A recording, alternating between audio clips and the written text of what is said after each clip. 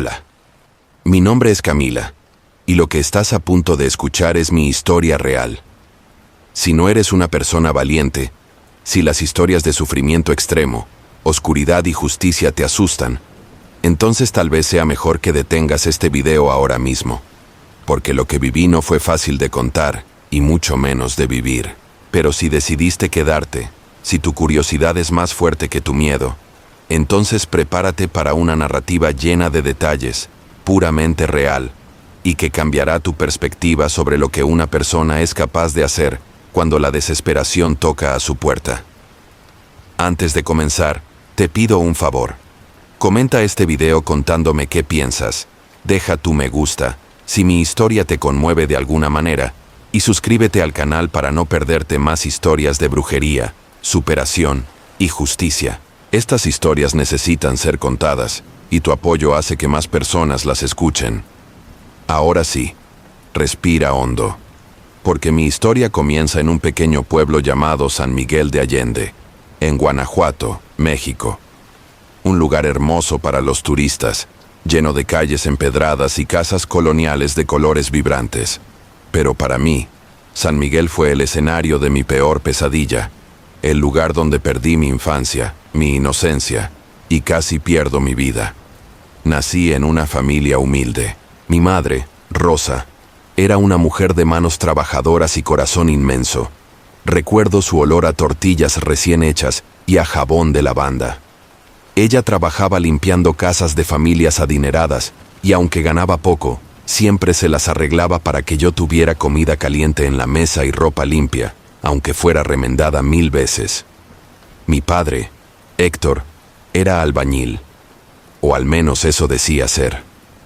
Porque la verdad es que pasaba más tiempo en las cantinas del pueblo que en cualquier obra de construcción. Cuando yo tenía apenas 11 años, mi madre enfermó.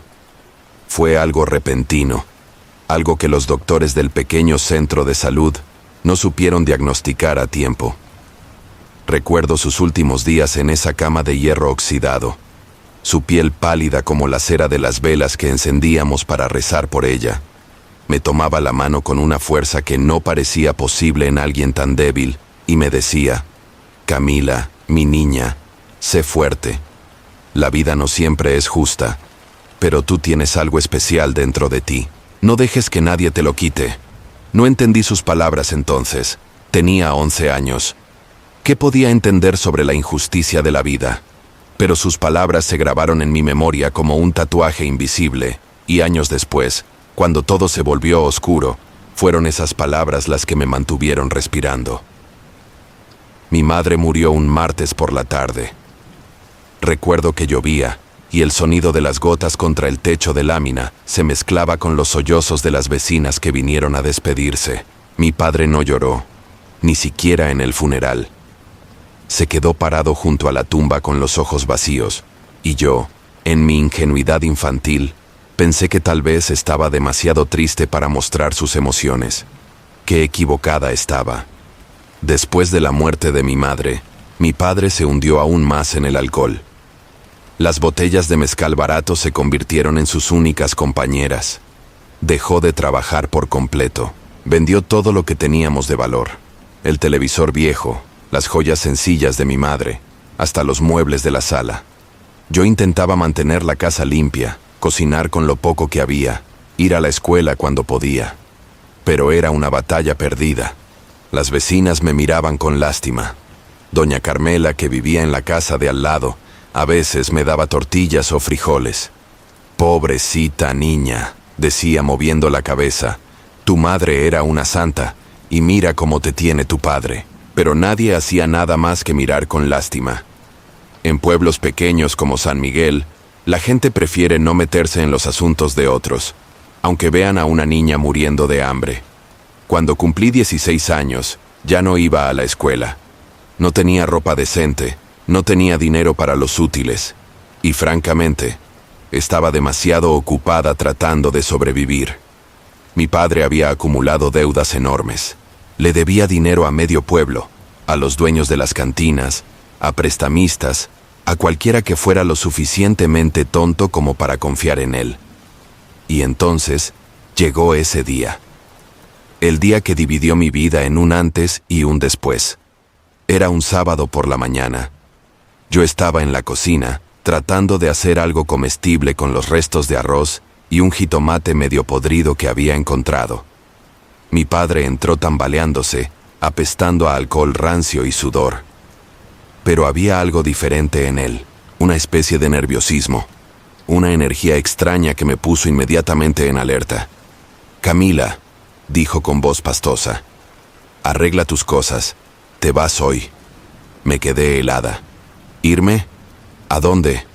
A trabajar, a la granja de don Esteban Morales. Es un hombre importante, tiene muchas tierras, necesita ayuda, y tú vas a trabajar para él. Algo en su tono me hizo sentir un escalofrío que me recorrió la columna vertebral. ¿Trabajar? ¿Y me va a pagar? Mi padre evitó mi mirada. Él te va a dar techo y comida. Es más de lo que puedo darte yo aquí. ¿Y tú? ¿Qué vas a hacer tú? Eso no es tu problema, niña. Haz lo que te digo y no me cuestiones. Fue entonces cuando entendí. No me estaba enviando a trabajar. Me estaba vendiendo. Mi propio padre, el hombre que se suponía debía protegerme, me estaba vendiendo como si fuera ganado para pagar sus deudas de alcohol. Lloré, supliqué, me arrodillé frente a él y le rogué que no me hiciera eso, pero estaba demasiado borracho, demasiado hundido en su propia miseria como para escucharme. 2 horas después, un camión viejo y oxidado se detuvo frente a nuestra casa. Un hombre corpulento de unos 60 años bajó. Tenía el rostro curtido por el sol, manos enormes y callosas, y una mirada que me hizo querer correr y esconderme. ¿Esta es la muchacha?, preguntó con voz ronca. Sí, don Esteban. Es fuerte, trabajadora. No le va a dar problemas. Don Esteban me miró de arriba abajo como si estuviera evaluando una res en el mercado. Asentió, sacó un fajo de billetes arrugados y se los dio a mi padre. Ni siquiera los contó. Solo los metió en su bolsillo y me empujó hacia el camión. «Pórtate bien, Camila», fueron sus últimas palabras. Ni un te quiero, ni un lo siento, ni un perdóname. Solo eso. Subí al camión con una bolsa de plástico que contenía toda mi vida. 2 mudas de ropa, un suéter raído y una foto de mi madre que había logrado esconder. Don Esteban no dijo una palabra durante todo el trayecto. Manejó por caminos de terracería durante casi 2 horas, alejándose cada vez más del pueblo, adentrándose en zonas rurales donde no había más que campos, montañas y silencio. La granja de don Esteban era enorme. Tenía campos de maíz, de frijol, corrales con vacas, cerdos, gallinas. Había varias construcciones, una casa grande donde vivía él con su familia, y unas barracas destartaladas donde vivían los trabajadores. Cuando llegamos, ya era tarde. El sol se estaba poniendo, tiñendo el cielo de naranja y púrpura. «Ven», ordenó don Esteban, y lo seguí hasta una de las barracas. Adentro había literas de metal oxidado, colchones delgados y manchados, y un olor a humedad y sudor que me revolvió el estómago. Había otras personas allí, hombres de diferentes edades, todos con la misma mirada vacía y resignada. «Duermes aquí», dijo señalando una litera vacía en la esquina. «Mañana empiezas a trabajar. Te levantas a las 5 de la mañana. Si llegas tarde, no comes. Si no trabajas bien, no comes. Si intentas escapar». Se detuvo y me miró fijamente. «Bueno, nadie ha logrado escapar, así que no sabemos qué pasaría.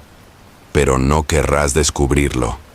Y así comenzó mi pesadilla. Los primeros días fueron los más difíciles.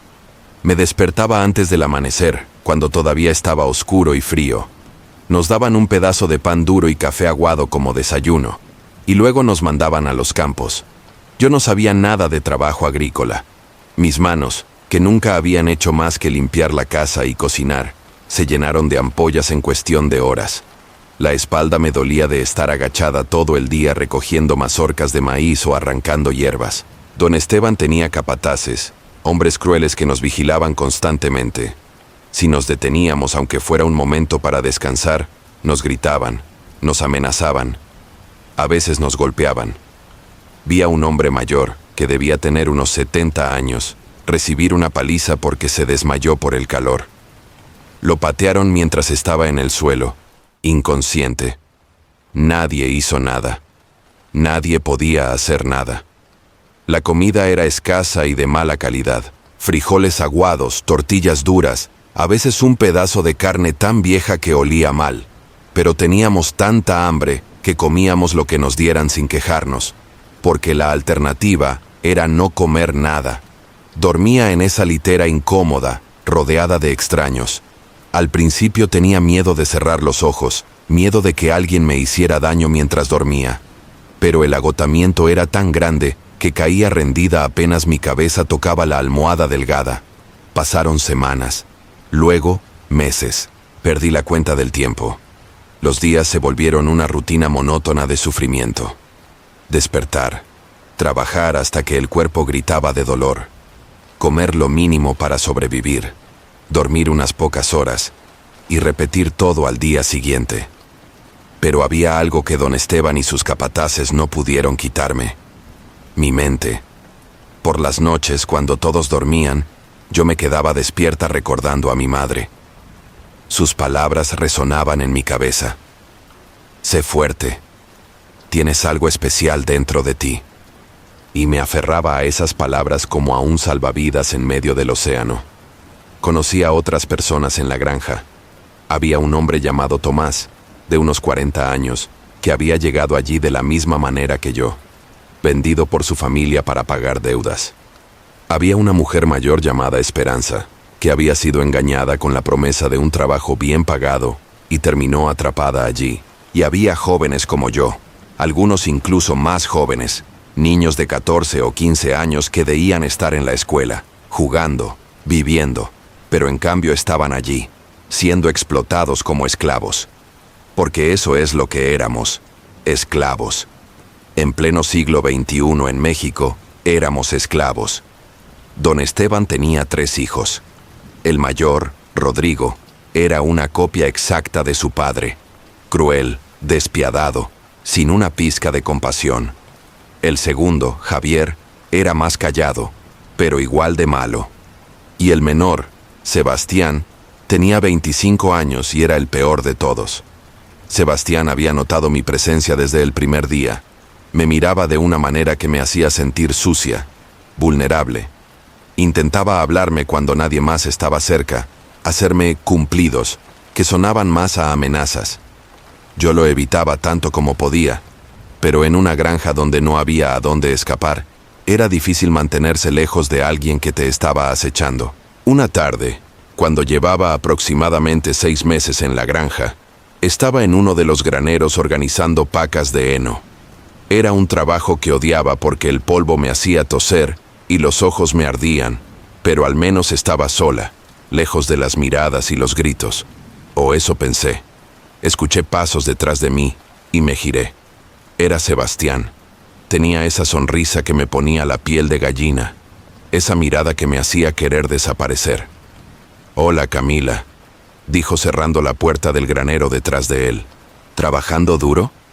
«Sí», respondí manteniendo la cabeza baja, tratando de parecer ocupada. «No tienes que llamarme señor, llámame Sebastián». Se acercó más. Yo retrocedí hasta que mi espalda chocó contra las pacas de heno. No había a dónde ir. «Sabes, he estado observándote», continuó. «Eres diferente a los demás. Más bonita. Más interesante». Mi corazón latía tan fuerte que pensé que se me saldría del pecho. «Tengo que terminar mi trabajo», dije con voz temblorosa. «El trabajo puede esperar». Extendió su mano y me tocó el brazo. Me aparté bruscamente. «No me toque, por favor». Su expresión cambió. La falsa amabilidad desapareció, reemplazada por algo oscuro y peligroso. «¿Crees que puedes rechazarme? ¿Sabes quién soy yo? Mi padre es dueño de todo esto, incluyéndote a ti». «No soy propiedad de nadie», dije con más valentía de la que sentía. Se rió. «Claro que sí. Tu padre te vendió. Eres nuestra propiedad, y yo puedo hacer contigo lo que quiera». Se abalanzó sobre mí. Grité, pero su mano cubrió mi boca. Forcejeamos. Yo pateaba, arañaba, mordía, hacía todo lo posible por defenderme, pero él era más fuerte, más grande. Me tiró al suelo entre las pacas de heno, y yo pensé que ese era mi fin, que no había escapatoria. Y entonces la puerta del granero se abrió de golpe. «¡Suéltala ahora mismo!». Era una voz de mujer, firme y autoritaria. Sebastián se detuvo, sorprendido. Me soltó y se giró. Yo aproveché para alejarme gateando, jadeando, llorando. La mujer que había entrado era alguien a quien yo había visto antes en la granja, pero con quien nunca había hablado. Se llamaba Lucía y trabajaba en la casa grande como cocinera. Tenía unos 40 años, cabello negro recogido en un moño apretado, y una mirada que en ese momento era puro fuego. «¿Qué haces aquí, Lucía?», preguntó Sebastián tratando de sonar casual, pero su voz temblaba ligeramente. «Vine a buscar heno para los caballos y encuentro esto. ¿Qué pensaría tu padre si supiera lo que estabas haciendo?». «Mi padre no va a saber nada porque tú no vas a decir nada», respondió Sebastián con amenaza en su voz. «Ah, ¿no? ¿Y qué vas a hacer? ¿Despedirme? Adelante. Pero antes de irme me aseguraré de que toda la familia sepa qué clase de hombre eres». Hubo un momento de tensión. Sebastián me miró, luego miró a Lucía, y finalmente salió del granero dando un portazo. Yo me quedé allí, temblando, con lágrimas corriendo por mis mejillas.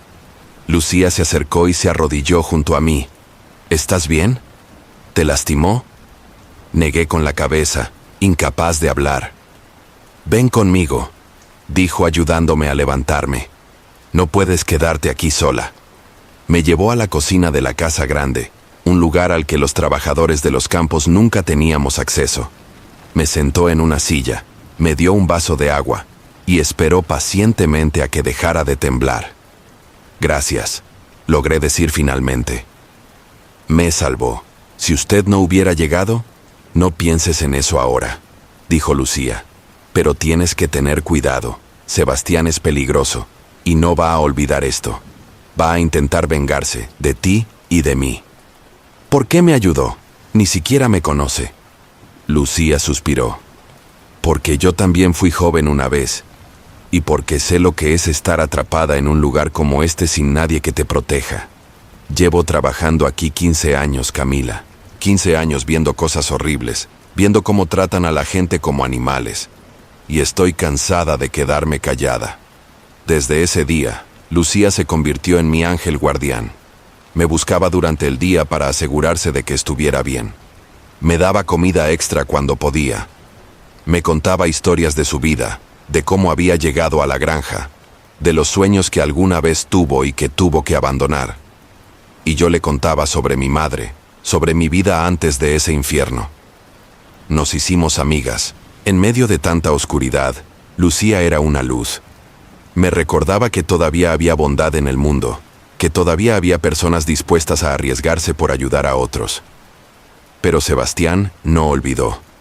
Tal como Lucía había advertido, él esperó su oportunidad para vengarse. Pasaron 3 meses después del incidente en el granero. Yo había aprendido a estar siempre alerta, a nunca estar sola en lugares apartados, a mantenerme cerca de otros trabajadores. Pero una noche, cuando regresaba de los campos después de un día particularmente agotador, Sebastián me estaba esperando cerca de las barracas. «Camila», llamó. «Necesito hablar contigo». Ignoré su llamado y seguí caminando. Pero él me alcanzó, me agarró del brazo con fuerza. «Te dije que necesito hablar contigo. Y yo no quiero hablar con usted. Suélteme. Eres una desagradecida. Después de todo lo que mi familia ha hecho por ti, dándote techo y comida, ¿así es como nos pagas? Techo y comida, trabajo como esclava, no me pagan nada, me tienen aquí contra mi voluntad». Su rostro se puso rojo de ira. «Cuidado con lo que dices, niña. Puedo hacer que tu vida aquí sea mucho peor de lo que ya es». «No puede ser peor», respondí con una valentía que no sabía que tenía. Me soltó bruscamente. «Ya veremos». Al día siguiente, mi ración de comida fue reducida a la mitad. Me asignaron los trabajos más duros y sucios: limpiar los corrales de los cerdos, cargar sacos de 50 kilos, trabajar bajo el sol más abrasador sin descanso. Los capataces me gritaban constantemente, me empujaban, me amenazaban. Era el castigo de Sebastián. Y funcionó. En cuestión de semanas, estaba al borde del colapso. Perdí peso. Mis manos sangraban constantemente. Tenía fiebre, pero no me permitían descansar. Lucía hacía lo que podía para ayudarme, pero ella también estaba siendo vigilada. Don Esteban había notado nuestra amistad y no le gustaba. Le advirtió que si seguía mimando a los trabajadores, la despediría. Una noche, mientras yacía en mi litera sin poder dormir por el dolor en todo mi cuerpo, tomé una decisión. Tenía que escapar. No importaba cómo, no importaba a dónde iría, pero no podía quedarme allí ni un día más. Si me quedaba, moriría. Ya fuera por el trabajo, por la desnutrición o por Sebastián, moriría. Le conté mi plan a Lucía. Ella se asustó. Es demasiado peligroso, Camila. La granja está vigilada, hay perros, y si te atrapan... Si me quedo aquí, voy a morir de todas formas. Al menos intentándolo tengo una oportunidad. Lucía me miró con lágrimas en los ojos. Finalmente asintió. Está bien. Te voy a ayudar. Pero tiene que ser planeado cuidadosamente. Pasamos 2 semanas preparando mi escape. Lucía me consiguió un mapa de la zona. Me guardó comida que podía llevar conmigo. Me dio algo de dinero que había ahorrado durante años. Estudiamos los patrones de los guardias, los horarios en que los perros eran alimentados y estaban menos alertas. Decidimos que intentaría escapar un viernes por la noche, cuando don Esteban y sus hijos iban al pueblo a emborracharse. Habría menos vigilancia, menos gente despierta. Llegó el viernes. Durante todo el día estuve nerviosa, aterrada de que alguien notara que algo estaba diferente en mí. Trabajé como siempre, mantuve la cabeza baja. No hablé con nadie excepto cuando era necesario. Cuando cayó la noche, esperé en mi litera hasta que todos estuvieran dormidos. Tomás, el hombre que había conocido cuando llegué, roncaba en la litera de arriba. Esperanza murmuraba algo en sueños. Otros simplemente respiraban con el ritmo profundo del agotamiento. A la medianoche, me levanté silenciosamente. Tenía mi bolsa preparada con la comida, el dinero, el mapa y la foto de mi madre. Me puse 2 capas de ropa para protegerme del frío de la noche. Salí de la barraca sin hacer ruido. La luna estaba casi llena, iluminando el camino. Podía ver las siluetas de los edificios, los corrales, los campos. A lo lejos, escuchaba a los perros, pero estaban en el otro extremo de la propiedad. Caminé pegada a las sombras, mi corazón latiendo tan fuerte que pensé que todos en la granja podrían escucharlo. Llegué a la cerca que rodeaba la propiedad. Era alta, de alambre de púas, pero Lucía me había mostrado un punto donde estaba un poco más baja y podía trepar. Estaba a punto de comenzar a escalar cuando escuché voces. Me congelé. 2 guardias se acercaban, hablando entre ellos, fumando cigarrillos. Me escondí detrás de un árbol, conteniendo la respiración. Dicen que la cosecha de este año va a ser buena, decía uno. Sí, pero don Esteban siempre encuentra algo de qué quejarse, respondió el otro. Pasaron a pocos metros de donde yo estaba escondida. Esperé hasta que sus voces se desvanecieron en la distancia, y luego corrí hacia la cerca. Trepar fue más difícil de lo que había imaginado. El alambre de púas me cortó las manos y las piernas. Tuve que morder mi labio para no gritar de dolor. Pero finalmente llegué arriba, pasé una pierna, luego la otra, y me dejé caer del otro lado. Caí mal, torciéndome el tobillo. El dolor fue intenso, pero no podía detenerme. Me levanté cojeando y empecé a correr, alejándome de la granja lo más rápido que podía. Corrí durante lo que pareció horas. El tobillo me dolía horriblemente, pero el miedo era más fuerte que el dolor. Corrí a través de campos, saltando cercas, tropezando con piedras.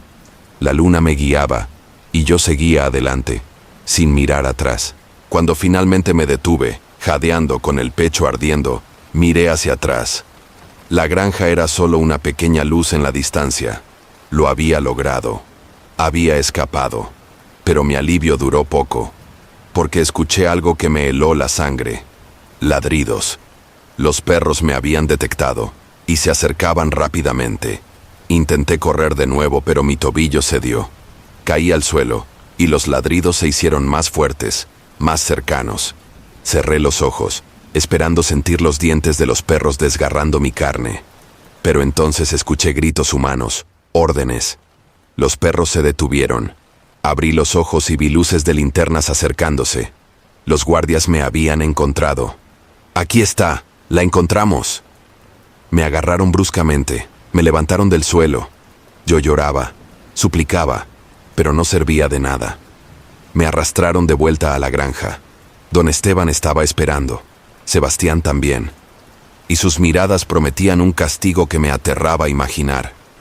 «Así que intentaste escapar», dijo don Esteban con voz peligrosamente calmada. «¿Sabes lo que les pasa a los que intentan escapar?». Me arrojaron al suelo frente a él. Yo temblaba incontrolablemente. «Por favor», supliqué, «solo quiero irme. No le he hecho daño a nadie. Solo déjeme ir». «¿Te dejé ir? Pagué buen dinero por ti. Eres mía hasta que yo decida lo contrario». «No soy propiedad de nadie. Soy una persona». Sebastián se rió. «Una persona que va a aprender una lección». Me encerraron en un cuarto pequeño y oscuro, sin ventanas, sin más que un colchón sucio en el suelo. No me dieron comida ni agua durante 2 días. El tercer día, Lucía logró entrar con un poco de pan y agua. «Lo siento mucho, Camila», dijo con lágrimas en los ojos. «Debí haberte detenido. Debí haber sabido que no funcionaría». «No es su culpa», dije con voz ronca. «Gracias por intentar ayudarme. No te van a dejar salir de aquí por un tiempo. Quieren que sirvas de ejemplo para los demás. Pero escucha, no pierdas la esperanza. Algún día saldremos de aquí. Algún día seremos libres». Pasé una semana en ese cuarto. Cuando finalmente me dejaron salir, estaba débil, sucia, pero algo en mí había cambiado.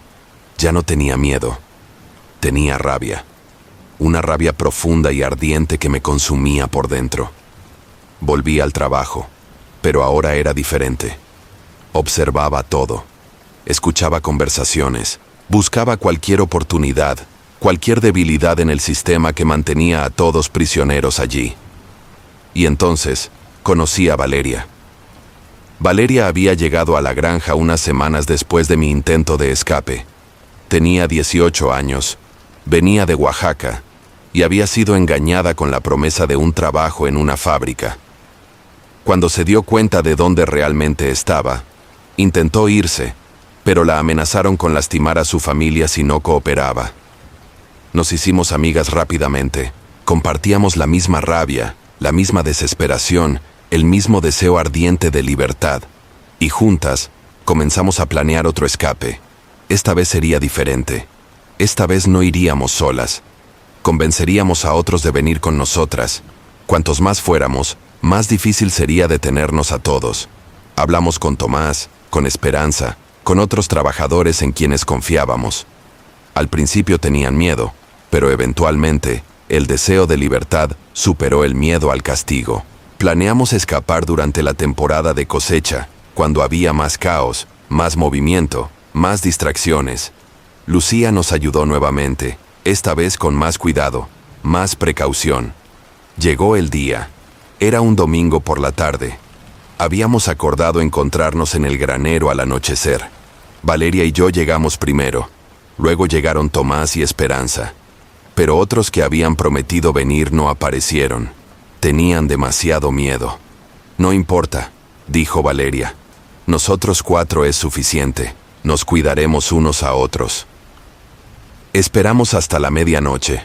Esta vez conocíamos mejor los patrones de los guardias.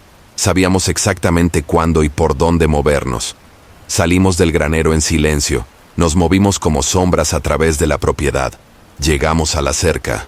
Tomás, que era el más fuerte, ayudó primero a Esperanza a trepar, luego a Valeria, luego a mí. Finalmente trepó él.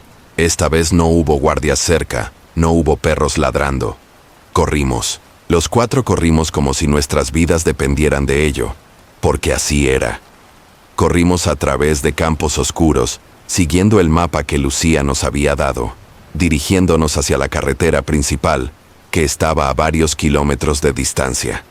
Corrimos durante horas. Cuando finalmente llegamos a la carretera, el sol estaba comenzando a salir. Estábamos exhaustos, con los pies sangrando, pero libres.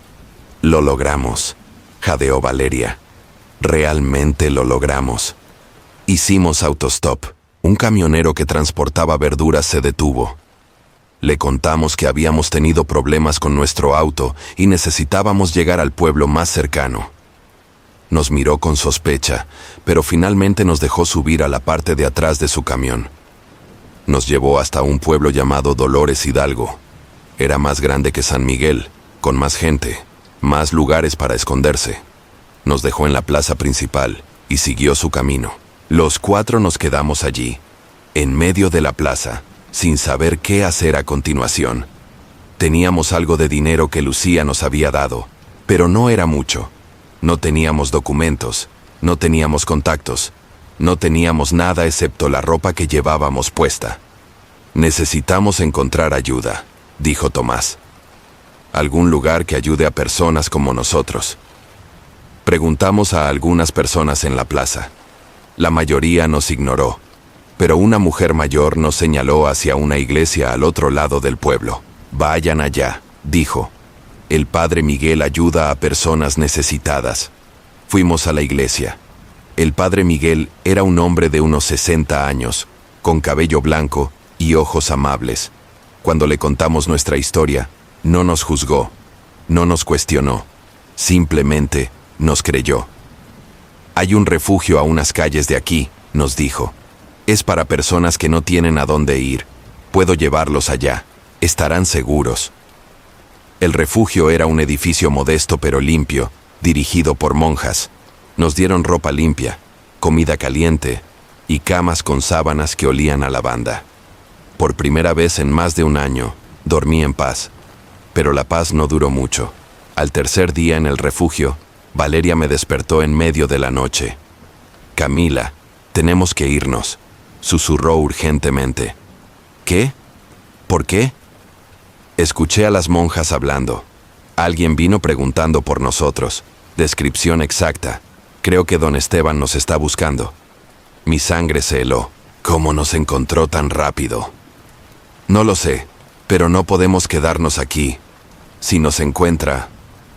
No necesitaba que terminara la frase. Sabía exactamente lo que don Esteban nos haría si nos encontraba. Tomás y Esperanza decidieron quedarse. Tenían miedo de seguir huyendo, pero Valeria y yo sabíamos que no podíamos arriesgarnos. Esa misma noche, nos fuimos del refugio. Caminamos hasta la carretera y volvimos a hacer autostop.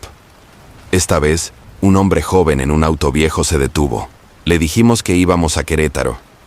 Nos llevó hasta allá sin hacer muchas preguntas, aunque nos miraba por el espejo retrovisor con curiosidad. Querétaro era una ciudad grande, llena de gente, de edificios, de ruido. Era fácil perderse allí, volverse invisible, y eso era exactamente lo que necesitábamos. Pero no teníamos dinero, no teníamos trabajo, no teníamos nada. Dormíamos en la calle, pedíamos limosna, comíamos lo que podíamos encontrar. Era una vida dura, pero al menos éramos libres. Una tarde, mientras Valeria y yo estábamos sentadas en un parque, una mujer se acercó a nosotras. Tenía unos 50 años, cabello largo y negro con mechones grises, y llevaba ropa colorida con muchas pulseras y collares. «Ustedes dos están en problemas», dijo sin preámbulos. Valeria y yo nos miramos alarmadas. «¿Quién es usted?», pregunté. «Mi nombre es Magdalena, y puedo ver el miedo en sus ojos, la desesperación en sus almas. Están huyendo de algo o de alguien». «No sabemos de qué habla», dijo Valeria levantándose. «Vámonos, Camila». Pero algo me detuvo. Había algo en los ojos de esa mujer, algo que me decía que podía confiar en ella. «Espera», le dije a Valeria. Luego miré a Magdalena. «¿Cómo sabe eso?», Magdalena sonrió. «Porque yo también estuve donde ustedes están ahora. Hace muchos años, cuando era joven, huí de un hombre que me tenía prisionera. Sé lo que es vivir con miedo, dormir con un ojo abierto, preguntarte cada día si ese será el día en que te encuentren. ¿Y qué hizo?, pregunté. Encontré ayuda, del tipo de ayuda que la mayoría de la gente no entiende o no acepta. Pero funcionó, me liberó, y puedo ayudarlas a ustedes también si están dispuestas. Valeria me jaló del brazo. Camila, esto es raro, vámonos. Pero yo no me moví. ¿Qué tipo de ayuda?, le pregunté a Magdalena. Vengan conmigo y les mostraré, pero tienen que confiar en mí, y tienen que estar dispuestas a hacer lo que sea necesario para ser verdaderamente libres. Valeria negó con la cabeza. No, esto es una locura. Puede ser una trampa. No es una trampa, dijo Magdalena mirándola directamente. Pero entiendo tu miedo. Si quieres irte, vete. Pero tu amiga necesita mi ayuda, y creo que en el fondo, tú también. Hubo un largo momento de silencio. Finalmente, Valeria suspiró. Está bien, pero si esto es una trampa, te juro que... No es una trampa, repitió Magdalena. Vengan. La seguimos a través de las calles de Querétaro, adentrándose en barrios que no conocíamos. Finalmente, llegamos a una casa pequeña en una calle tranquila. La casa estaba pintada de azul brillante, con plantas colgando de las ventanas y un jardín lleno de hierbas que no reconocí. Magdalena abrió la puerta y nos hizo pasar. El interior era diferente. Las paredes estaban cubiertas de estantes llenos de frascos con líquidos de colores, hierbas secas, piedras, velas de todos los tamaños. Había un altar en una esquina con imágenes de santos que no reconocí, junto con calaveras, flores y ofrendas de comida y bebida. ¿Es usted una bruja?, pregunté con voz temblorosa. Magdalena se rió. Algunos me llaman así. Yo prefiero el término curandera. Trabajo con las energías de la tierra, con los espíritus, con las fuerzas que la mayoría de la gente ha olvidado que existen. Y usted dice que puede ayudarnos, dijo Valeria escépticamente. ¿Cómo exactamente? Siéntense, dijo Magdalena señalando unas sillas alrededor de una mesa redonda. Y cuéntenme su historia, toda la historia. Nos sentamos, y durante las siguientes 2 horas, le contamos todo.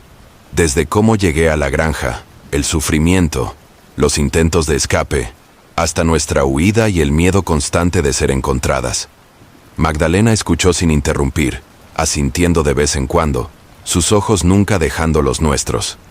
Cuando terminamos, ella se quedó en silencio por un largo momento. Finalmente habló. Lo que les pasó es terrible, pero no son las primeras, y tristemente, no serán las últimas.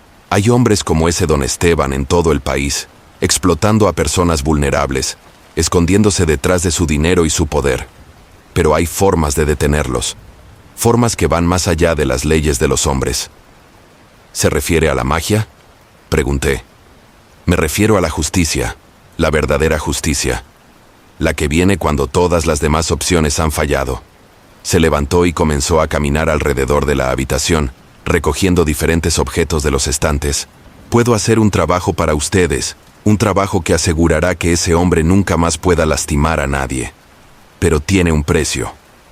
No tenemos dinero, dijo Valeria. No hablo de dinero, hablo de compromiso. Si hacemos esto, no hay vuelta atrás. Las energías que invocaremos, las fuerzas que pondremos en movimiento, no pueden ser detenidas una vez que comienzan. ¿Están seguras de que esto es lo que quieren? Miré a Valeria. Ella me miró a mí. En sus ojos vi el mismo dolor, la misma rabia, el mismo deseo de justicia que yo sentía. Sí, dijimos al unísono. Estamos seguras.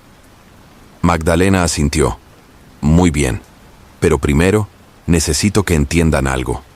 Lo que vamos a hacer no es venganza simple. Es un llamado a las fuerzas del equilibrio, a los espíritus que vigilan y que exigen justicia cuando las injusticias se vuelven demasiado grandes. No estamos maldiciéndolo porque nos caiga mal. Estamos pidiendo que pague por sus crímenes, por el sufrimiento que ha causado a tantos. Entendemos, dije. Bien, entonces comenzaremos mañana al anochecer. Pero antes, Necesito que consigan algo para mí. Necesito un objeto personal de don Esteban. Algo que haya tocado, que haya llevado consigo. Mientras más personal, mejor. Valeria y yo nos miramos alarmadas. ¿Cómo se supone que consigamos eso? No podemos volver a la granja. No tienen que volver. Piensen, ¿hay algo que tengan de allá? ¿Algo que él haya tocado? Pensé intensamente. Y entonces lo recordé. El día que don Esteban me recogió de la casa de mi padre, me había dado un pañuelo cuando lloré en el camión.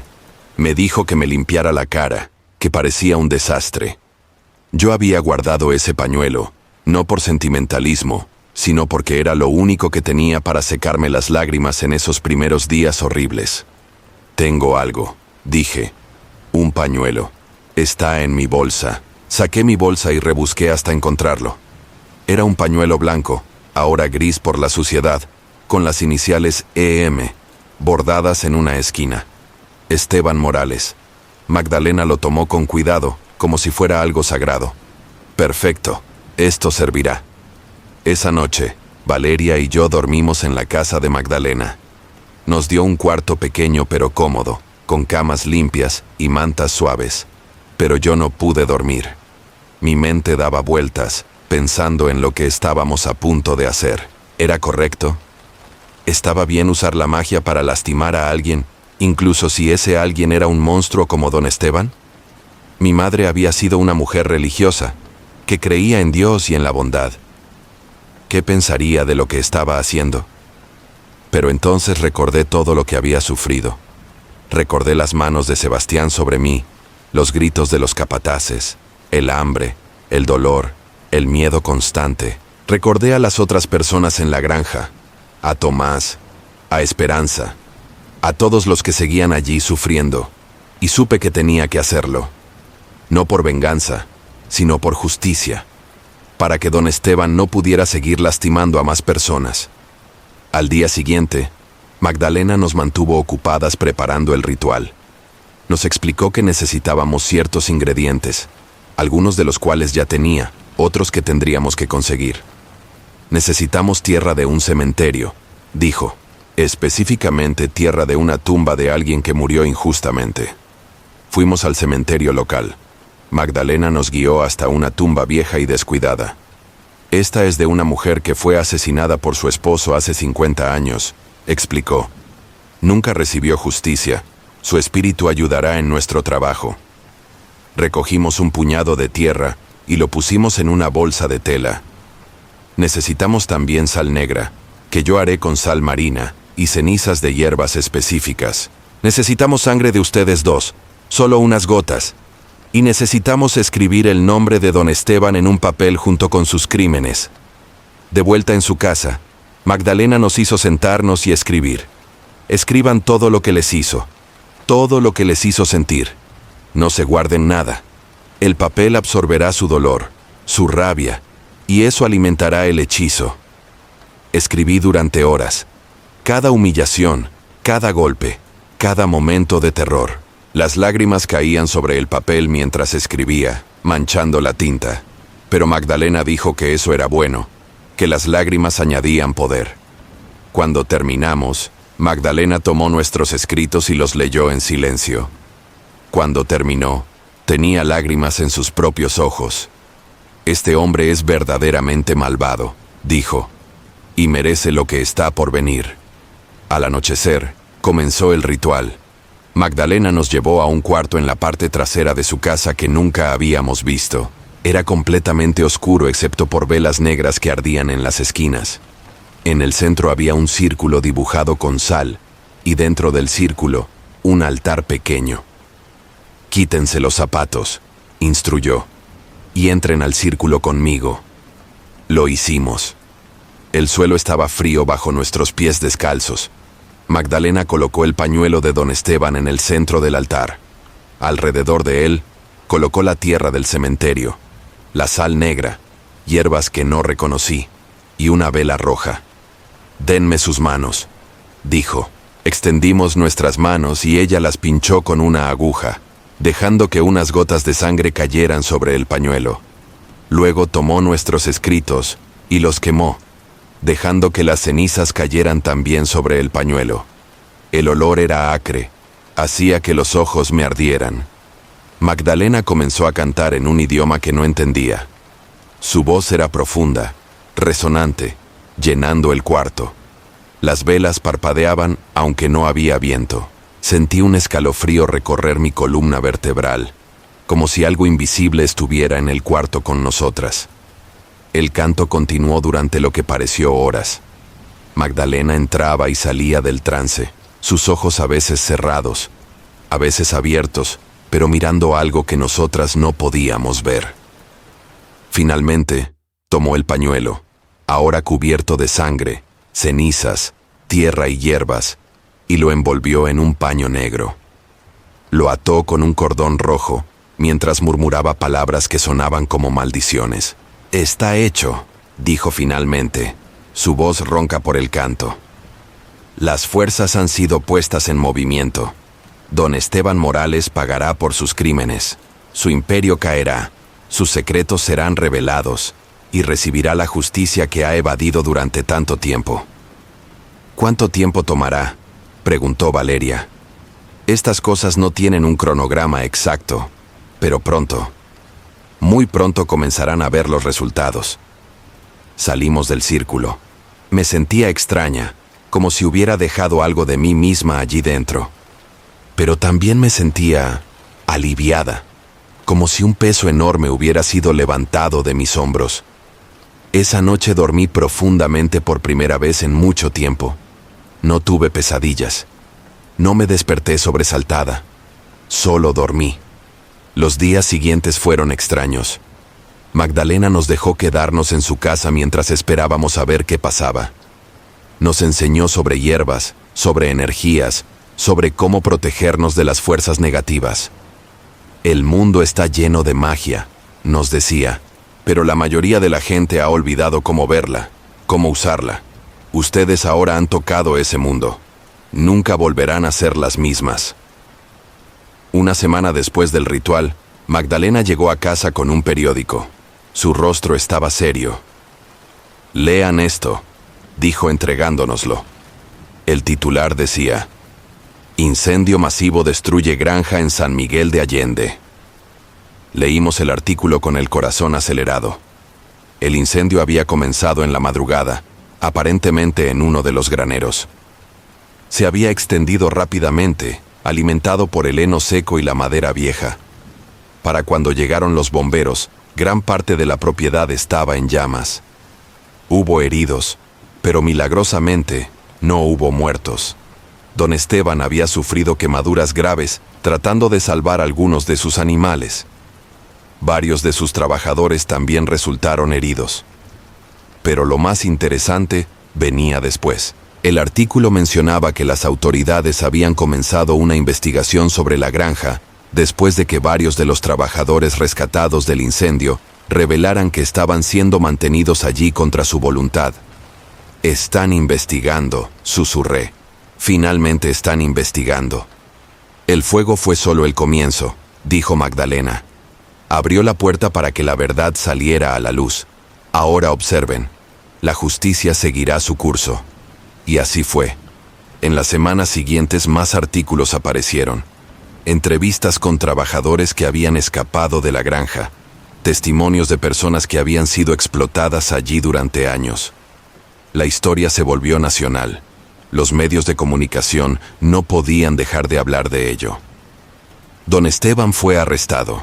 Sus hijos también. Se descubrió que tenían conexiones con redes de tráfico humano, que habían estado operando su esquema de esclavitud moderna durante más de 20 años. Las personas que habían estado atrapadas en la granja fueron liberadas. Se les ofreció ayuda psicológica, refugio, asistencia para encontrar a sus familias o comenzar nuevas vidas. Vi una foto de Tomás y Esperanza en uno de los artículos. Estaban sonriendo, abrazándose, libres finalmente. Y Lucía, mi querida Lucía que me había salvado tantas veces, también estaba libre. Leí que estaba ayudando a las autoridades con la investigación, proporcionando información detallada sobre las operaciones de la granja. Funcionó. le dije a Magdalena con lágrimas en los ojos. El hechizo funcionó. No fue solo el hechizo, respondió sabiamente. Fue la combinación de la magia y las acciones de personas valientes que decidieron hablar, que decidieron no quedarse calladas más. La magia abrió el camino, pero fueron las personas las que caminaron por él. Valeria decidió regresar a Oaxaca, a su familia. Antes de irse me abrazó fuerte. Gracias, Camila, por ser valiente, por no rendirte, por ayudarme a escapar. Gracias a ti también, dije. Cuídate y sé feliz. Tú también. Yo me quedé en Querétaro. Magdalena me ofreció quedarme con ella, aprender de ella. Y acepté. Pasaron los meses. Aprendí sobre hierbas medicinales, sobre rituales de protección, sobre cómo leer las energías de las personas. Magdalena me enseñó que la magia no era buena ni mala en sí misma, sino que dependía de la intención con la que se usara. Usaste la magia para traer justicia, me dijo. No para lastimar por lastimar, sino para detener a alguien que estaba causando un daño inmenso. Eso no te hace mala persona. Te hace alguien que tuvo el coraje de hacer lo que era necesario. Pero aún así, a veces me sentía culpable. Había sido correcto. Había cruzado una línea que no debía cruzar. Un día, casi un año después del incendio, estaba en el mercado comprando verduras cuando alguien me tocó el hombro. Me giré y casi me desmayo. Era Sebastián. Pero no el Sebastián que recordaba. Este hombre estaba delgado, demacrado, con ojeras profundas y ropa raída. Apenas lo reconocí. Camila, dijo con voz temblorosa. Pensé que eras tú. Retrocedí instintivamente, mi corazón latiendo con fuerza. Aléjate de mí. Espera, por favor, solo quiero hablar, solo un minuto. Miré a mi alrededor. Estábamos en un lugar público, rodeados de gente. Estaba segura, y había algo en sus ojos, algo diferente. Ya no había esa arrogancia, esa crueldad. Solo había dolor. Un minuto, dije, y ni se te ocurra acercarte más. Está bien, respiró profundo. Yo quiero pedirte perdón por todo lo que te hice, por lo que intenté hacerte. Fui un monstruo, y no hay excusa para eso. Me quedé en silencio, sorprendida. Después del incendio, después de que arrestaran a mi padre, todo se vino abajo. Perdimos todo. La granja, el dinero, nuestra reputación. Mis hermanos y yo fuimos a prisión. Yo estuve allí durante 8 meses antes de que me liberaran por falta de evidencia directa en mi contra. Pero esos 8 meses cambiaron algo en mí. ¿Esperas que sienta lástima por ti?, pregunté con voz fría. No, no espero nada. Solo quería que supieras que lo siento, que entiendo ahora el daño que causé, que si pudiera retroceder el tiempo y cambiar mis acciones, lo haría. Pero no puedo. Así que lo único que puedo hacer es decirte que lo siento y que espero que algún día, de alguna manera, puedas perdonarme. No por mí, sino por ti. Para que puedas seguir adelante sin cargar ese peso. Lo miré durante un largo momento. Parte de mí quería gritarle, golpearlo, hacerle sentir una fracción del dolor que me había causado. Pero otra parte de mí, la parte que había estado aprendiendo de Magdalena, la parte que había crecido y sanado, sabía que aferrarse a la rabia solo me lastimaría a mí misma. No sé si puedo perdonarte, dije honestamente.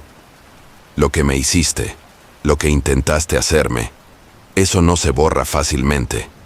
Pero acepto tu disculpa y espero que realmente hayas cambiado, que realmente entiendas lo que hiciste mal. Y espero que uses el resto de tu vida para ser mejor, para hacer el bien en lugar del mal. Sebastián asintió, con lágrimas en los ojos. Lo haré, te lo prometo. Se fue, y yo me quedé allí, temblando ligeramente, pero también sintiendo algo que no había sentido en mucho tiempo. Paz. Esa noche, le conté a Magdalena sobre el encuentro. Hiciste bien, dijo. El perdón no es para la persona que te lastimó, es para ti. Es liberarte de las cadenas del pasado, de la rabia que te consume por dentro. No significa que olvides o que lo que pasó esté bien, Solo significa que decides no dejar que eso defina el resto de tu vida. Pasaron más meses, eventualmente, años. Seguí viviendo con Magdalena, aprendiendo, creciendo. Ayudamos a otras personas que llegaban a nosotras con sus problemas, sus dolores, sus necesidades de justicia. Nunca volví a San Miguel de Allende. Ese capítulo de mi vida estaba cerrado. Pero a veces pensaba en las personas que había conocido allí, en Lucía especialmente, y me preguntaba cómo estarían. Un día, 5 años después del incendio, recibí una carta. Era de Lucía. Querida Camila, decía, espero que esta carta te encuentre bien. He pensado en ti tantas veces a lo largo de los años, preguntándome dónde estarías, si estarías bien, si serías feliz. Quiero que sepas que estoy bien. Después de que la granja cerró, usé el dinero que había ahorrado durante todos esos años para abrir un pequeño restaurante aquí en San Miguel. No es mucho, pero es mío. Y es honesto. Ayudo a otras personas que han pasado por situaciones similares a las nuestras, dándoles trabajo, un lugar seguro. Pienso en ti como la hija que nunca tuve. Fuiste tan valiente, tan fuerte. Espero que hayas encontrado la paz y la felicidad que mereces. Con todo mi cariño, Lucía. Lloré al leer la carta. Lloré de alegría, de alivio, de gratitud. Lucía estaba bien. Estaba haciendo el bien en el mundo. Y de alguna manera, eso hacía que todo lo que había pasado valiera la pena. Le escribí de vuelta, contándole sobre mi vida con Magdalena, sobre lo que había aprendido, sobre cómo había sanado. Nos escribimos regularmente después de eso, manteniendo una amistad a distancia que era preciosa para ambas. Ahora, mientras les cuento esta historia, han pasado 10 años desde que escapé de la granja. Tengo 28 años. Magdalena falleció hace 2 años, pero antes de morir, me enseñó todo lo que sabía. Ahora soy yo quien ayuda a otras personas, quien usa las hierbas y los rituales para traer sanación y, cuando es necesario, justicia. ¿Me arrepiento de haber usado la magia contra don Esteban? A veces me hago esa pregunta, y la respuesta es complicada. Parte de mí siente que debería arrepentirme, que debería haber encontrado otra manera. Pero la parte más honesta de mí sabe que no había otra manera. Las autoridades no nos habrían creído. No teníamos pruebas, no teníamos poder, no teníamos nada excepto nuestro sufrimiento. El hechizo no mató a nadie, no destruyó vidas inocentes. Lo que hizo fue abrir la puerta para que la verdad saliera a la luz, para que la justicia finalmente pudiera alcanzar a un hombre que había evadido las consecuencias de sus acciones durante demasiado tiempo. ¿Fue ético? ¿Fue correcto? No sé si puedo responder eso, pero sé que salvó vidas. Sé que liberó a personas que de otra manera seguirían atrapadas en ese infierno. Y sé que me dio la oportunidad de sanar, de crecer, de convertirme en alguien que puede ayudar a otros. Mi madre me dijo una vez que yo tenía algo especial dentro de mí. Durante mucho tiempo no entendí qué quiso decir, pero ahora lo sé. Lo que tengo dentro de mí es la fuerza para sobrevivir, para luchar, para no rendirme incluso cuando todo parece perdido. Y también tengo la capacidad de perdonar, de soltar, de seguir adelante. La vida no ha sido fácil. He tenido que enfrentar demonios tanto externos como internos. He tenido que tomar decisiones difíciles, decisiones que me han cambiado para siempre. Pero estoy aquí, estoy viva, estoy libre y estoy en paz. Hace 3 años conocí a alguien. Se llama Daniel. Es maestro de primaria en una escuela pública aquí en Querétaro. Vino a verme porque su hermana estaba enferma y los doctores no podían encontrar qué tenía. Le preparé un té de hierbas medicinales que Magdalena me había enseñado a hacer, y su hermana mejoró en cuestión de semanas. Daniel volvió para agradecerme, y terminamos hablando durante horas. Me contó sobre su vida, sobre su pasión por enseñar a niños de comunidades pobres, sobre cómo creía que la educación era la única manera real de romper los ciclos de pobreza y abuso. Y yo le conté mi historia, no toda, no al principio, pero poco a poco, a lo largo de meses, le fui revelando todo. Esperaba que se asustara, que me juzgara por haber usado la brujería, pero no lo hizo. Me tomó de las manos y me dijo: hiciste lo que tenías que hacer para sobrevivir. Y no solo sobreviviste, sino que te convertiste en alguien que ayuda a otros. Eso es lo que importa. Nos casamos el año pasado. Fue una ceremonia pequeña, solo algunos amigos cercanos y Lucía, que viajó desde San Miguel para estar allí. Lloró durante toda la ceremonia y después me abrazó tan fuerte que apenas podía respirar. Tu madre estaría tan orgullosa de ti, me susurró. Tan orgullosa de la mujer en la que te has convertido. Daniel y yo vivimos en una casa modesta en las afueras de Querétaro. Tengo un cuarto especial donde preparo mis remedios, donde hago mis rituales de sanación. Él nunca entra sin permiso, respetando ese espacio como sagrado.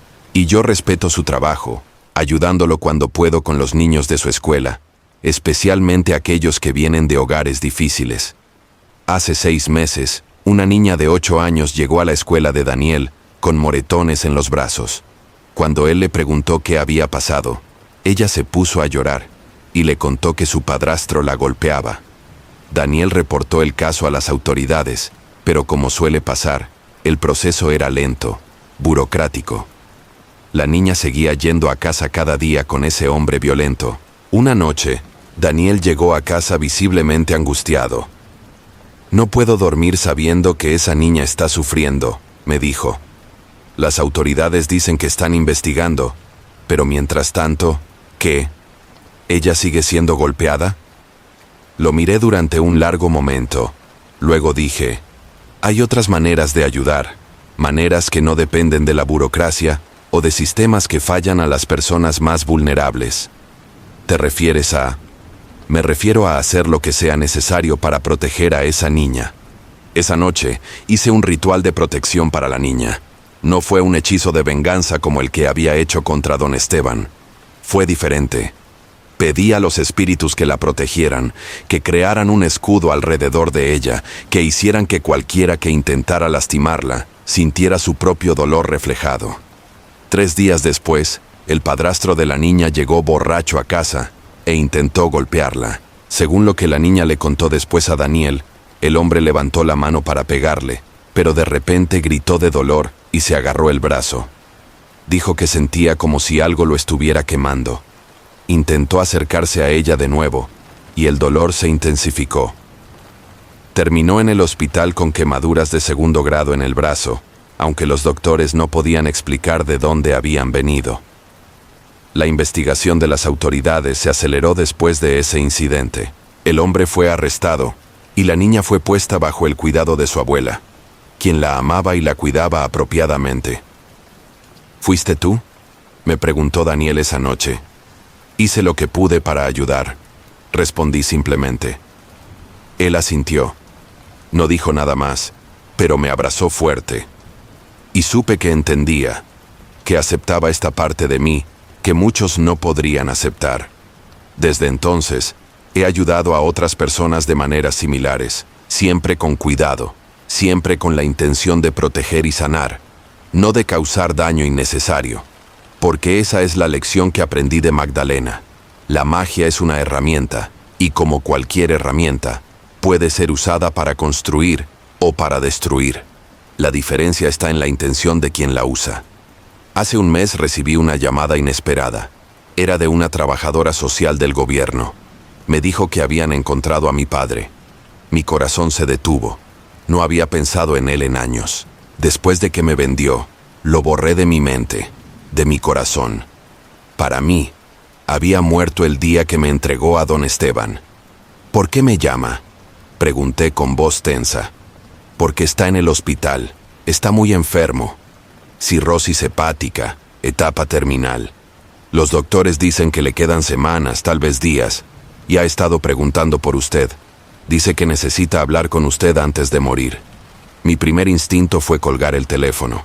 ¿Por qué debería ir a ver al hombre que me vendió como si fuera ganado? ¿El hombre que eligió el alcohol sobre su propia hija? Pero entonces recordé las palabras de Magdalena sobre el perdón. Recordé mi encuentro con Sebastián.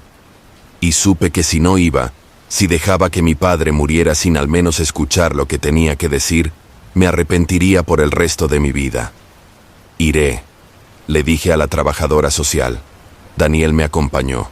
El hospital estaba en San Miguel de Allende, el lugar donde todo había comenzado. No había estado allí en más de 10 años. La ciudad se veía igual, pero yo era completamente diferente. Encontramos a mi padre en una habitación pequeña y estéril. Cuando lo vi, casi no lo reconocí. El hombre robusto que recordaba se había convertido en un esqueleto cubierto de piel amarillenta. Estaba conectado a máquinas que pitaban constantemente, con tubos saliendo de sus brazos. Cuando me vio entrar, sus ojos se llenaron de lágrimas. «Camila», dijo con voz débil, «viniste». Me senté en una silla junto a su cama, manteniendo distancia. Daniel se quedó cerca de la puerta, dándome espacio pero estando allí si lo necesitaba. La trabajadora social dijo que querías hablar conmigo. Dije con voz neutral, «Sí, yo necesito pedirte perdón. Sé que no tengo derecho, sé que lo que hice fue imperdonable, pero necesito que sepas que lo siento, que me arrepiento cada día de lo que te hice». «¿Te arrepientes?», pregunté, y pude sentir la rabia comenzando a hervir dentro de mí. «¿Te arrepientes de venderme a un hombre que me trató como esclava? ¿De elegir el alcohol sobre tu propia hija? ¿De no hacer nada cuando mamá murió y yo te necesitaba?». «Sí», dijo llorando abiertamente ahora. «Me arrepiento de todo. Fui un cobarde. Fui débil. Dejé que el alcohol me controlara. Dejé que mi dolor por perder a tu madre me consumiera, y tú pagaste el precio de mi debilidad». «¿Sabes lo que pasé en esa granja?», pregunté, mi voz temblando. «¿Sabes lo que me hicieron? El hambre, el dolor, el miedo constante. ¿Sabes que uno de los hijos del dueño intentó violarme?». Mi padre sollozó. «No, no sabía. Dios mío, Camila, lo siento tanto. Si pudiera retroceder el tiempo». «Pero no puedes», lo interrumpí. «No puedes deshacer lo que hiciste. No puedes devolverme esos años de mi vida. No puedes borrar las cicatrices, las pesadillas, el trauma. Lo sé, pero necesitaba que supieras que lo siento, que si pudiera cambiar las cosas, lo haría, que te amaba, te amo, aunque nunca lo demostré, que tu madre estaría tan decepcionada de mí, tan avergonzada de lo que hice». Nos quedamos en silencio por un largo momento. Yo luchaba con emociones contradictorias, rabia, dolor, pero también lástima, porque mirando a este hombre moribundo, este cascarón de lo que alguna vez fue mi padre, no podía sentir más que tristeza por la vida desperdiciada, por las decisiones terribles, por todo el dolor que causó a sí mismo y a otros. «No sé si puedo perdonarte», dije finalmente. «Lo que hiciste fue demasiado grande, demasiado doloroso, pero acepto tu disculpa y espero que encuentres paz, de alguna manera, antes del final». «Gracias», susurró. «Eso es más de lo que merezco. Pero hay algo más que necesito decirte. Tu madre, antes de morir, me hizo prometerle que te cuidaría, que te protegería, y fallé. Rompí esa promesa, y eso es algo con lo que tendré que vivir o morir, sabiendo que fallé a las dos personas que más amaba en este mundo». «Mamá te amaba», dije, sorprendiéndome a mí misma. No sé por qué, considerando cómo la trataste, pero lo hacía. Y creo que ella querría que encontraras paz también. Mi padre cerró los ojos. «Eras tan parecida a ella. Tienes su fuerza, su bondad. A pesar de todo lo que pasaste, puedo ver que te convertiste en una buena persona. Eso me da algo de consuelo, saber que no te destruí completamente». «No me destruiste», dije firmemente. «Intentaste, pero no lo lograste. Sobreviví, crecí, me convertí en alguien más fuerte de lo que nunca hubiera sido si no hubiera pasado por todo eso. No gracias a ti, sino a pesar de ti».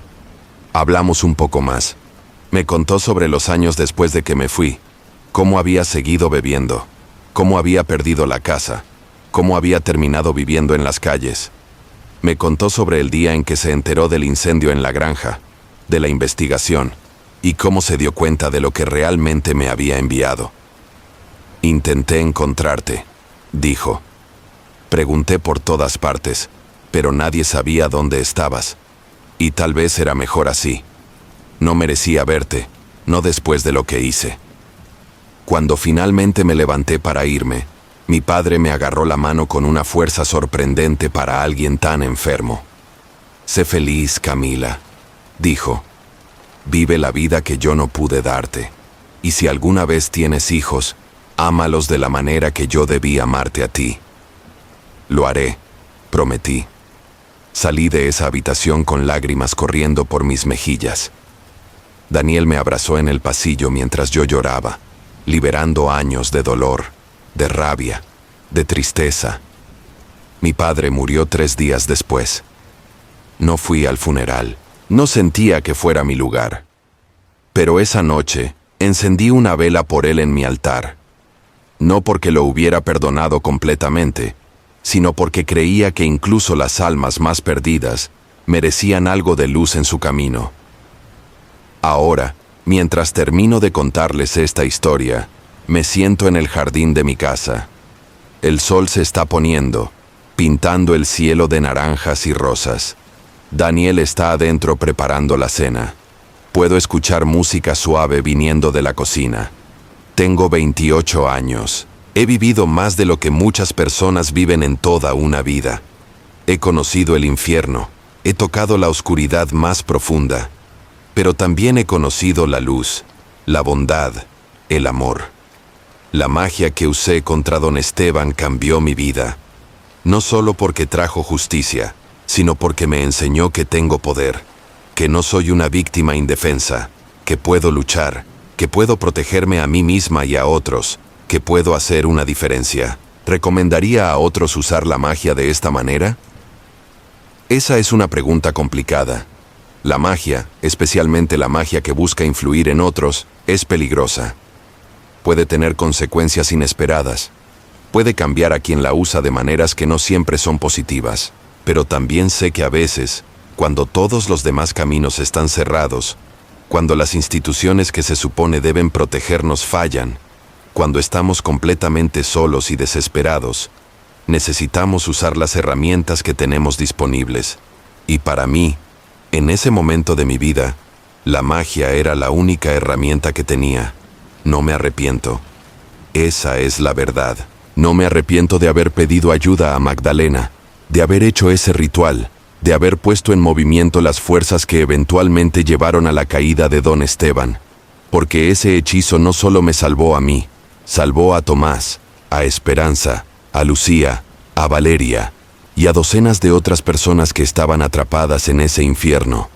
Desde entonces, he usado la magia muchas veces, pero siempre con cuidado, siempre con intención clara, siempre preguntándome, ¿esto es necesario? ¿Esto traerá más bien que mal? ¿Estoy actuando desde un lugar de justicia o de venganza? Porque esa es la diferencia crucial. La venganza es vacía, es destructiva, te consume desde adentro. Pero la justicia, la verdadera justicia, es sanadora, es necesaria. Es lo que permite que las víctimas se conviertan en sobrevivientes y que los sobrevivientes se conviertan en personas completas de nuevo. He aprendido que el perdón no significa olvidar. No significa decir que lo que pasó estuvo bien. Significa soltar el peso de la rabia para que no te aplaste. Significa reconocer que aferrarse al pasado solo te impide avanzar hacia el futuro. Perdoné a Sebastián, no porque lo mereciera, sino porque yo merecía paz. Perdoné a mi padre, o al menos estoy en proceso de perdonarlo, porque cargar ese resentimiento solo me lastimaba a mí misma. Pero perdonar no significa que tenga que olvidar lo que me hicieron, o que tenga que tenerlos en mi vida. El perdón es para mí, es mi regalo a mí misma. Y la magia, la brujería, el trabajo con las fuerzas que la mayoría de la gente no entiende o no acepta, eso también es parte de quién soy ahora. No es todo lo que soy, Soy también una esposa, una amiga, una sanadora, una mujer que ama los atardeceres y el olor de las hierbas frescas y las risas de los niños. Pero la magia es una parte importante de mi historia, de mi sanación, de mi poder, y no voy a disculparme por eso. Si estás escuchando esta historia y te encuentras en una situación similar, si estás atrapado, si estás sufriendo, si sientes que no hay salida, quiero que sepas algo. Hay esperanza. Siempre hay esperanza. Tal vez tu camino no involucre la magia. Tal vez involucre encontrar el valor para denunciar a tus abusadores, para buscar ayuda de las autoridades, para escapar y comenzar de nuevo. Tal vez involucre terapia, grupos de apoyo, amigos que te sostengan cuando sientas que no puedes seguir adelante. O tal vez, como yo, encontrarás que necesitas ayuda de lugares inesperados, de fuerzas que no entiendes completamente, pero que están dispuestas a ayudarte si las pides con respeto y con intención clara. No estoy aquí para decirte qué hacer. Cada persona tiene que encontrar su propio camino. Pero estoy aquí para decirte que es posible sobrevivir. Es posible sanar. Es posible encontrar felicidad y paz después del trauma más horrible. Yo soy la prueba viviente de eso. Antes de terminar, quiero contarles algo más. Hace 2 meses, descubrí que estoy embarazada. Daniel y yo vamos a tener un bebé. Una niña. Cuando me enteré, lo primero que hice fue ir a mi altar y agradecer a los espíritus, a Magdalena, a mi madre, a todas las fuerzas que me han guiado y protegido a lo largo de mi vida. Porque esta niña, esta pequeña vida que crece dentro de mí, es la prueba definitiva de que la luz siempre vence a la oscuridad. Voy a llamarla Rosa, como mi madre, y le voy a enseñar todo lo que he aprendido. Le voy a enseñar a ser fuerte, a defenderse, a nunca dejar que nadie le diga que no vale nada. Le voy a enseñar sobre las hierbas, sobre la magia, sobre cómo usar su poder para bien. Pero más que nada, le voy a enseñar sobre el amor. Porque eso es lo que finalmente me salvó. No solo la magia, no solo la justicia, sino el amor. El amor de Lucía, de Valeria, de Magdalena, de Daniel. El amor que me recordó que valía la pena luchar, que valía la pena sobrevivir, que valía la pena vivir. Y ahora, tengo todo ese amor para darle a mi hija, para asegurarme de que nunca tenga que pasar por lo que yo pasé, para darle la infancia que yo nunca tuve. Esa es mi venganza final contra don Esteban, contra mi padre, contra todos los que intentaron destruirme. Sobreviví. No solo sobreviví, sino que prosperé. Me convertí en alguien fuerte, alguien capaz, alguien que puede crear vida y amor y belleza en el mundo. Ellos intentaron apagarme, pero en cambio, me convertí en fuego. Así que si estás escuchando esto y estás pasando por tu propio infierno, recuerda, tú también eres fuego. Tal vez ahora mismo solo eres una chispa, pequeña y frágil, a punto de ser extinguida. Pero las chispas pueden convertirse en llamas, las llamas pueden convertirse en incendios, y los incendios pueden purificar, pueden destruir lo viejo y podrido, y pueden crear espacio para que crezca algo nuevo. No te rindas, no dejes que te apaguen, encuentra tu poder, sea lo que sea, venga de donde venga, y úsalo para salvarte, úsalo para salvar a otros, úsalo para crear la vida que mereces, porque mereces ser feliz, mereces ser libre, mereces ser amado. Y si el mundo te dice lo contrario, si las personas que se supone deben cuidarte te fallan, si las instituciones que se supone deben protegerte te ignoran, entonces encuentra otra manera. Encuentra tu propia magia, encuentra tu propio poder y lucha. Lucha con todo lo que tienes, porque vales la pena. Tu vida vale la pena, tu felicidad vale la pena. Yo soy Camila, tengo 28 años. Soy sobreviviente de esclavitud moderna, de abuso, de abandono. Soy bruja, sanadora, esposa, y pronto seré madre. Y esta es mi historia. Gracias por escucharla. Gracias por quedarte hasta el final. Si esta historia te conmovió de alguna manera, Por favor, déjame un comentario contándome qué pensaste. Dale me gusta a este video si crees que más personas necesitan escuchar historias como esta. Y suscríbete al canal para más historias de brujería, superación y justicia. Recuerda, no estás solo, nunca estás solo. Hay fuerzas en este mundo, tanto vistas como no vistas, que están dispuestas a ayudarte si tienes el valor de pedirlo. Sé valiente, sé fuerte, y sobre todo, nunca dejes de creer en tu propio poder. Hasta la próxima historia. Que la luz te guíe y que la magia te proteja.